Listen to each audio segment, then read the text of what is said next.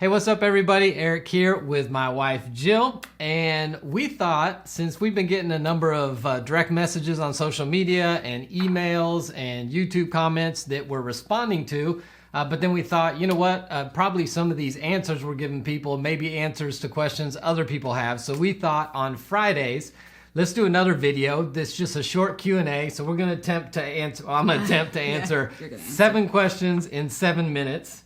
Really? You didn't tell me that part. 7 questions in 7-ish minutes. Okay. And the hope is that maybe this is a question you had too, and it'll give you a little bit of an answer. So let's jump in. And hey, I don't know what these questions are. So if you see a puzzled look on my face, it's a really puzzled look, and I may not know the answer. So we're going to try it. Okay. So what if you don't still have the same feelings for your partner that you did in the beginning? So I guess it's married or dating. Yeah, maybe you don't. Well, I would say two If you're different. dating. Yeah, if you're dating, then I would say maybe evaluate whether this is a relationship you want to be in, because you still got time. If you're married, then my question would be, when you had those feelings, what were you doing? And if you've stopped doing some of those things, then that's probably part of the reason for it.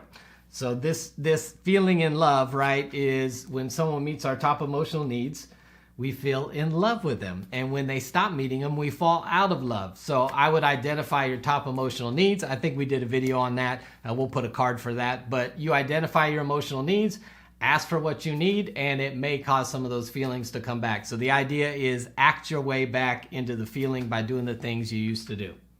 That's it. That's a good answer. Okay, good. That's good. Okay. My wife's best friend is a man. I am uncomfortable with this, but she has known him since way before we met. How do I learn to accept their friendship? If you've seen any of my videos, you already know how I feel about best friends of the opposite sex. In fact, I have a video on that. You could check that out. Generally, I go way conservative on this one. I don't think that you need to have a best friend of the opposite sex, even if they were your childhood friend and blah, blah, blah. I cover this more in depth in the video, so you can check that out. But the basic idea is I always think it has the potential to go from just a friendship to something physical, which is not good. And even if it doesn't, I think those conversations, which are really emotional intimacy, that person may be a more comfortable person to talk to than your spouse. And so if you're having those conversations with your best friend, then when you get home, you don't have to have them with your spouse, and now we've lost emotional intimacy. So I agree. That's my take. And I'm glad you feel that way. My best friend Susie. I mean, unless if I had a best friend that was a guy, then I might feel different. Clearly, but whatever. This wouldn't go well. Right. Okay. So my boyfriend follows and likes the photos of many women online. I do not like it, but he says it's just a photo and just a like. But I think it's disrespectful. Is it, or am I overreacting? It's shady. Wow. My question is, why does your boyfriend, if you're dating 3 weeks, is one issue. If you've been dating a while and you're in a committed relationship and you ain't dating anybody else, why does he have to like girls' photos? Because then that tells me not only are you liking a bunch of photos, but there's probably a bunch of stuff that you're not liking that you're checking out as well. I just think that's shady. I would express my desire for him to stop doing that. And if he doesn't respect that, that's probably a pretty good indicator he's not going to respect other desires of yours down the road in the relationship. So that would be a no-go for me. Yeah, me too. I would have died if I was dating. Like when social media existed, because okay. Hey, why'd you like Susie's bikini photo? I thought it was great. Yeah, and plus seeing like the DMs that come in to our daughters, that's just shady. Yeah, I think people are shady. Say no to liking. Yeah, I agree. Okay. In dating, is it necessary to know everything about my partner's previous relationships? Ooh, these dating ones are always tough, because it's like, are you dating 3 weeks or are you dating a year? Because I think the depth of conversation needs to continue to go deeper and deeper and deeper. I don't know if you need every detail, but I think you need to know details. So if you're with somebody who doesn't want to tell you about any of their past relationship, red flag, run. At the same time, I don't know if you need to tell every detail, because when you know something, you can't unknow it. You can't forget it. And so they start talking about how them and the old girlfriend used to hook up at Motel 6. Every time you drive by a Motel 6, guess which, well, yeah, that's Ritz-Carlton there. Every time you drive by that, you're going to think about that. So I want to know their dating history. I want to know some of their past history because I think past history is a good indicator of future performance many times, although we do change and grow. So I think you do need to know the important things. I don't know if you need to know every detail, but if they don't want to divulge stuff, that's a red flag for me. They're hiding. Yeah, I agree. Yeah. Okay. Oh. Oh, great. Can a relationship that starts as an affair last? Oh, no. I'm just kidding. Actually, I have some good friends who started that way. That's why I said that. Absolutely. Right, I know. Wait, we know some people like that. A number of people. Absolutely it can. I think a relationship can overcome anything. Now, I will say, when you've started on that foundation, then there is in the back of your mind the knowledge that both of you already know that the other person is in fact capable of stepping outside the relationship. So I think it can build on a foundation that may be a little insecure and faulty. But I think if you're willing to address how you got there and what happened and how to make sure you're doing enough self-growth to not make that decision again and build a relationship. So I would say definitely with honest, open communication, no secrets, nothing hidden, us really addressing how we got there. I do think it's possible. Every affair is different, and so it's hard to just speak to all of them, but what do you think? I don't know, because I'm kind of a little bit thinking like you're sort of saying, like, if you're having an affair, it's okay because like it might work. You know? So I think some people are like, we know this wasn't okay. And then there's some people, well, it depends where you're at. Like, what if you're in the middle of an affair right now and you're like, well, he just said that it can work. And so like, you're like, hey, screw our marriages. Let's just. I know a lot of them that haven't worked as well because, again, the foundation is unhealthy. And if you don't address how you got there, the person's going to get there again because, you know, the reality is no marriage can compare to an affair because the affair is only the fun part sucked out of the marriage.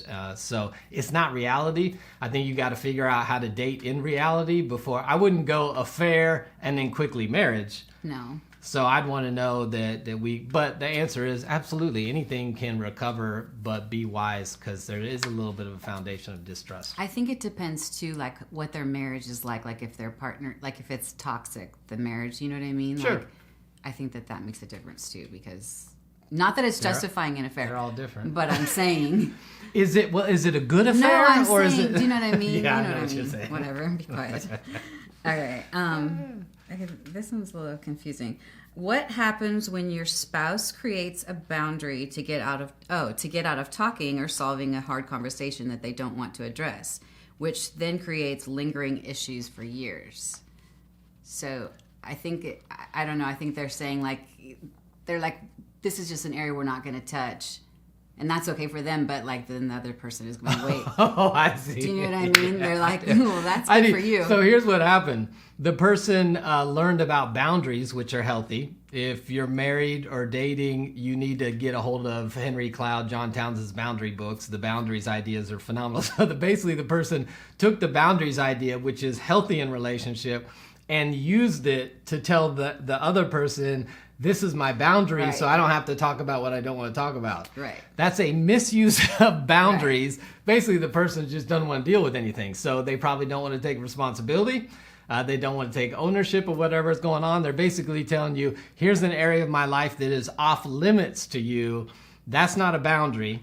That's being selfish. That's hiding. That's not willing to engage. That's not okay. A boundary is, here's my property line. I'm not responsible for your actions or your responses or your attitude. This is where I draw the line of what I'm responsible for and what you own. Okay. But if you're trying to talk to me about something, I can't be like, well, there's a boundary. Right. We're not going to talk about what's on my computer or who I had lunch with. Or that's foolishness. That's unhealthy. Right.